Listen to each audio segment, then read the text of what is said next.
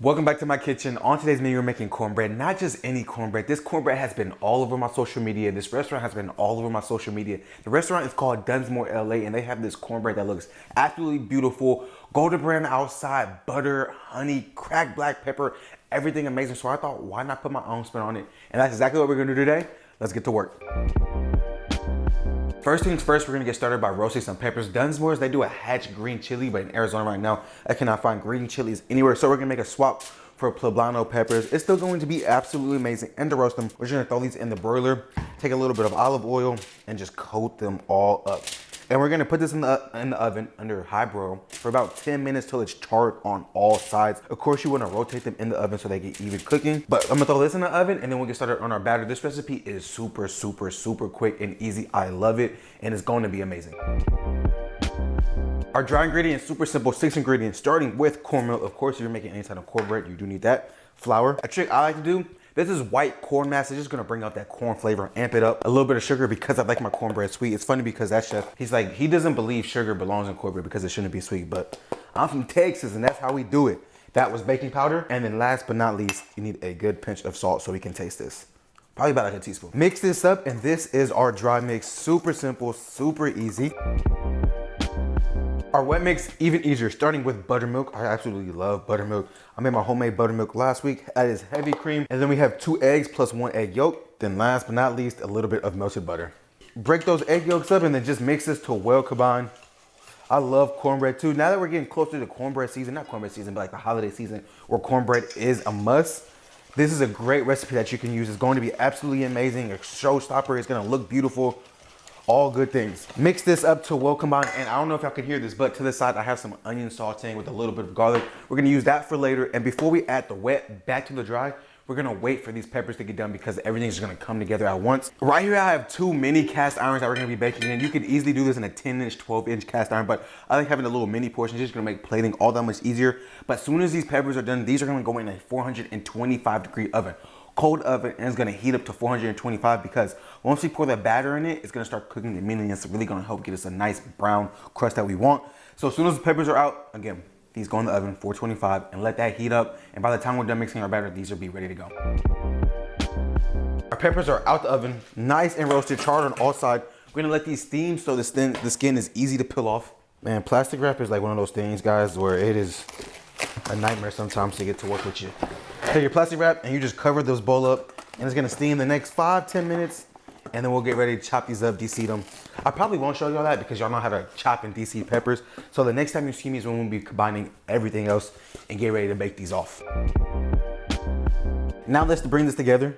Take your wet mix and you're gonna just dump it into your dry mix. And one thing the chef really made clear is there should be no lumps in this batter. So really make sure it's smooth when you mix the dry ingredients together. You could even sift it if you wanted to, but make sure there's no lumps. So before I add anything else, I'm gonna mix this up very well just to make sure it's all incorporated. No lumps. The only lumps will come from the last 2 things that we're going to add to this.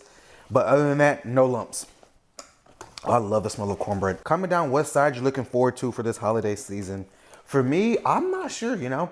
I'm at the age and I'm also at the point in my cooking journey where I'm tired of eating the same old traditional food for Thanksgiving. Like I don't want to have just basic mac and cheese. I don't want to have basic mashed potatoes. You know, I want to put a different spin on it, you know?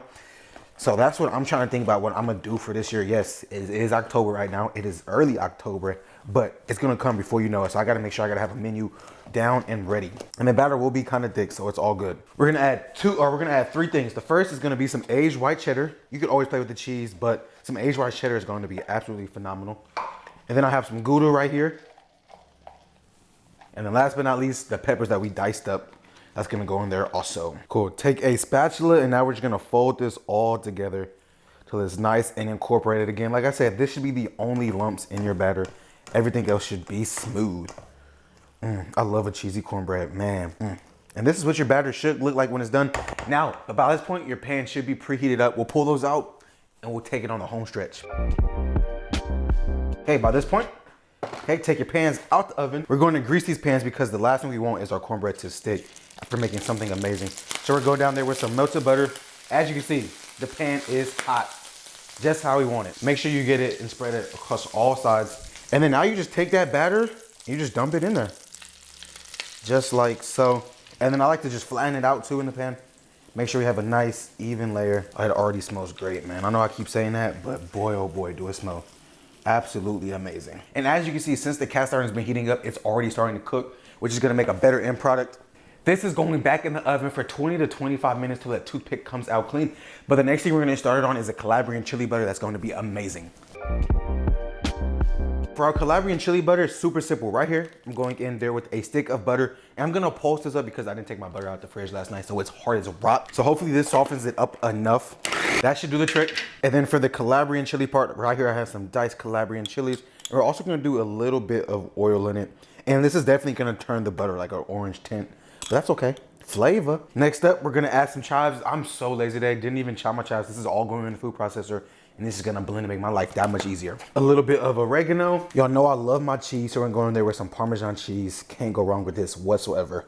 For some acidity, we're gonna go in there with a little bit of sherry vinegar. Then last but not least, we're gonna go in there with a little bit of lemon zest.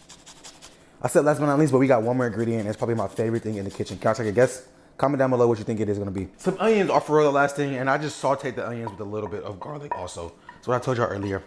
You gotta let those cool though first. Now, put your lid back on, blend this up, and once this is blended, you're good to go. And after a few mixes, you have Calabrian chili butter that looks absolutely amazing. That's gonna taste great. That goes good on anything. Ooh wee, I'm telling y'all, I love this. I've been eating this so much lately.